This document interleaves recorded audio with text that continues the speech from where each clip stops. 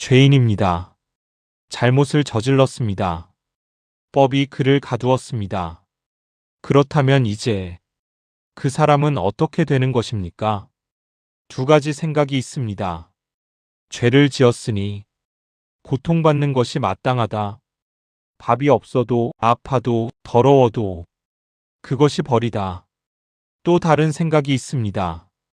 죄를 지었어도 사람이다. 사람으로 대우해야 한다. 어느 쪽이 맞는가? 3000년 전 성인들은 이미 답을 갖고 있었습니다. 주례에는 죄수를 어떻게 대우해야 하는지가 적혀 있습니다. 놀랍도록 세밀하게 4가지였습니다. 첫째, 밥을 먹여라. 죄수에게도 끼니를 주어야 했습니다. 수량, 갇힌 사람의 양식이라는 뜻입니다. 국가가 책임졌습니다. 죄수가 굶는 것은 법이 허락하지 않았습니다. 왜 그랬을까요? 굶기는 것은 형벌이 아닙니다.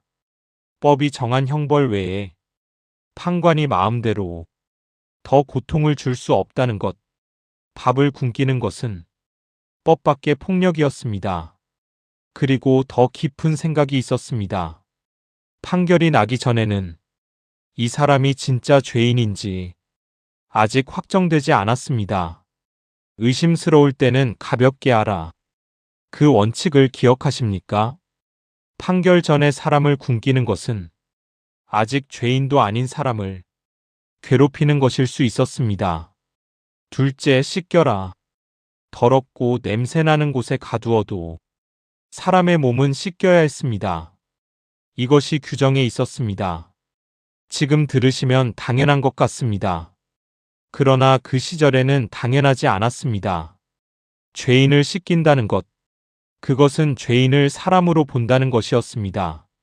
냄새나는 채로 두어도 된다고 생각하는 곳에서는 사람이 짐승처럼 되어갑니다. 그것을 성인들은 알고 있었습니다. 셋째, 아프면 치료하라. 병든 죄수는 돌보아야 했습니다. 의원을 불러야 했습니다. 죽어가는 죄수를 방치하는 것은 허락되지 않았습니다. 이유가 있었습니다. 판결이 아직 나지 않은 사람이 감옥에서 병들어 죽으면 억울한 죽음이 생깁니다. 판결 전에 죽는 것, 그것은 법이 죽인 것입니다. 그리고 또 다른 이유가 있었습니다. 죄인이 형벌을 받는 것은 법이 정한 것입니다. 그 형벌 외에 죽음이 더해지는 것은 법이 정하지 않은 것입니다. 병들어 죽게 내버려 두는 것은 나라가 죄인에게 법에도 없는 사형을 내리는 것과 다를 바 없었습니다. 넷째, 계절을 고려하라. 여름에는 더위를, 겨울에는 추위를 피할 수 있게 해야 했습니다. 주례에는 여름에 죄수에게 물을 주고 겨울에 불을 피워주라는 규정이 있었습니다. 이것이 3000년 전입니다. 성인들은 이미 알고 있었습니다. 사람이 사람답게 있을 수 있는 최소한의 조건이 있다는 것을, 그 조건은 죄를 지었다고 해서 사라지는 것이 아니라는 것을. 이 원칙 뒤에 어떤 생각이 있었을까요? 다사는 이렇게 읽었습니다. 형벌은 몸에 가해집니다.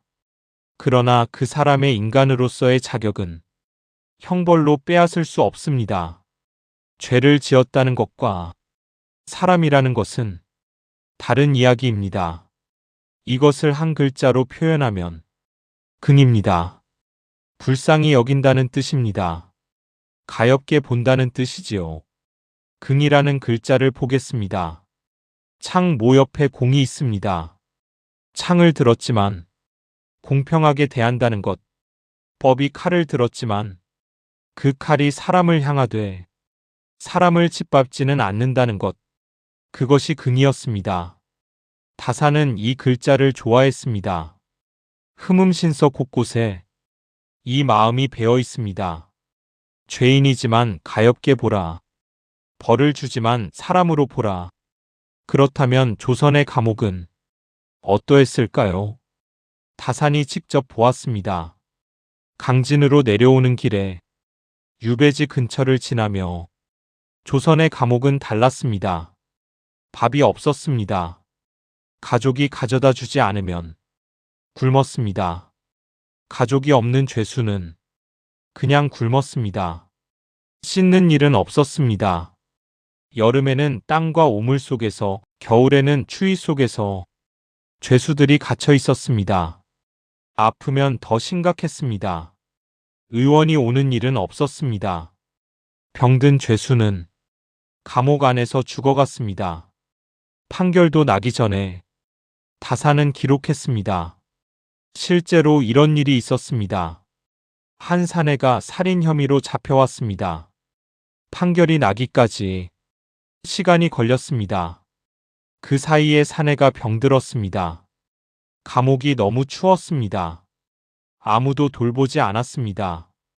판결이 나기도 전에 사내가 죽었습니다. 만약 이 사람이 죄인이 아니었다면 죄유경, 의심스러울 때는 가볍게 하라는 그 원칙대로였다면 이 사람은 죽지 않았을 겁니다.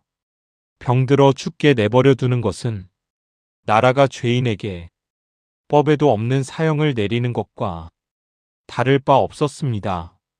다사는 이것을 보며 두 가지를 느꼈을 겁니다. 첫째, 억울함입니다. 이 사람이 정말 죄인인지 아직 확정되지도 않았습니다. 판결도 나기 전에 감옥에서 죽었습니다. 둘째, 두려움입니다.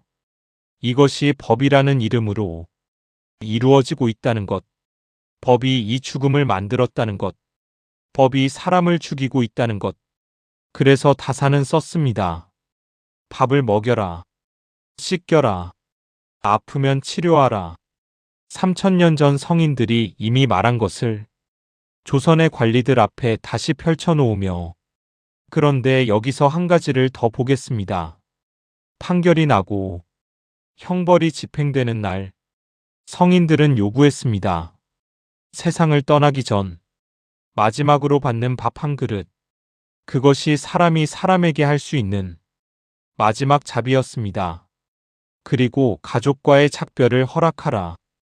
죽음을 앞둔 사람이 가족을 볼 수 있게, 마지막 인사를 할 수 있게. 왜 그랬을까요? 죄를 지었지만 사람이기 때문입니다. 사람이 세상을 떠날 때 밥을 먹고 가족과 작별하는 것, 그것은 죄가 빼앗을 수 없는 것이었습니다. 다사는 이것을 단순한 자비로 보지 않았습니다. 법의 완성으로 보았습니다. 법이 형벌을 내리는 것은 죄를 다스리는 것입니다.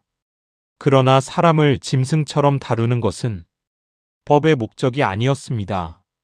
형기무형, 형벌을 주는 까닭은 형벌이 사라지길 기약하기 위해서라 했습니다. 형벌이 사라지는 세상, 그 세상은 어떤 세상인가? 죄인도 사람으로 대우받는 세상, 그 세상에서 사람들이 서로를 사람으로 보게 되는 것, 그것이 법이 꿈꾸는 세상이었습니다. 다사는 강진에서 18년 동안 손이 저리도록 그 꿈을 기록했습니다. 유배지는 감옥과 다르지 않았습니다. 다산도 갇혀 있었습니다.